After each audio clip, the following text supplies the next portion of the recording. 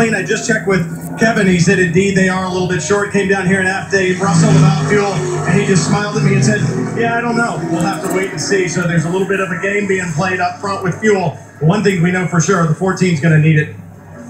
Yeah, and I think the Aston Martin will as well. I think all these when you first go out, it's like, listen, we're beyond our normal fuel range here. You want to think about not making a splash at the end, start saving fuel now.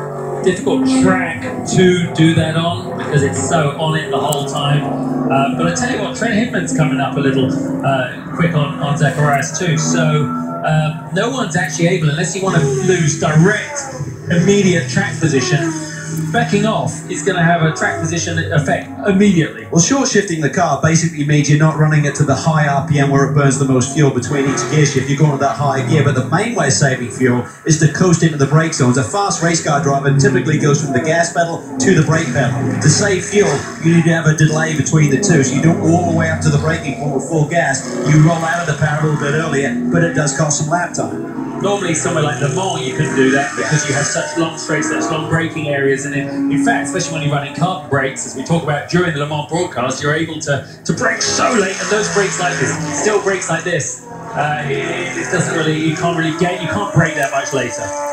Talk all the time about brand diversity in the Continental Tire Sports Car Challenge. Right now up front, you've got Brett Sandberg in an Aston Martin, BJ Zacharias in the Nissan, Trent Hinman in a BMW, Lawson Aschenbach in a Camaro, Matt Plum in a Porsche, and Billy Johnson in a Mustang. Doesn't get more diverse than that. Spencer Pompelli has been basically showing everyone the big stick since he got to the lead, and he had that very decisive overtaking maneuver down the middle of his competition, but he's been running. I mean, I tell you what, 3 to 7 tenths quicker on a clean lap than the others. So really good driving from Spencer. It's all Porsche up front right now as they run 1, 2, 3. Remo Rashidi is running in the second spot. Eric Frost down in the third position there, and Carbonell. And if they were to finish in that fourth spot, the Max, McAleer and McCumbee back in the 9th position, they would take over the lead tonight, as in actually it's just Andrew now, of course, with Liam Dwyer missing in action here today. Just be Andrew Carbonell who would take the points lead. Here's a look at the points as they run. Carbonell with now a 4-point advantage over previous leaders, McAleer and McCumbee. Foss, the reigning champion, still not out of it.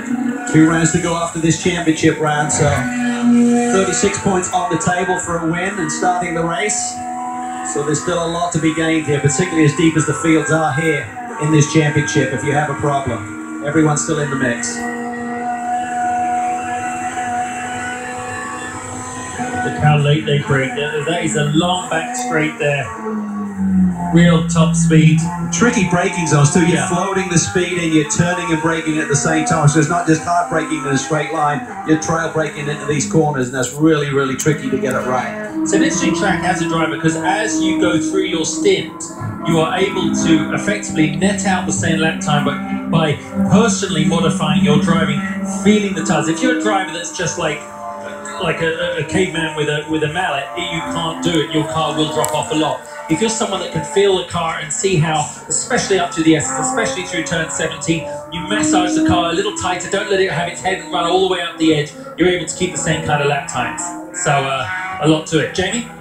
Well, you're just showing the onboard for the number 26. I just checked in with the team. Andrew Carbonell right now is saying that he's managing the brakes on that Mazda MX-5, but his teammate this weekend, Tom Long, he's having to work a little bit harder behind the wheel of his Mazda with an alignment issue.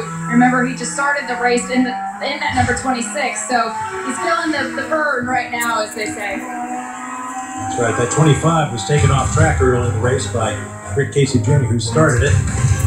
Caveman with a mallet, Justin? Would you be using a club? Would that be more appropriate?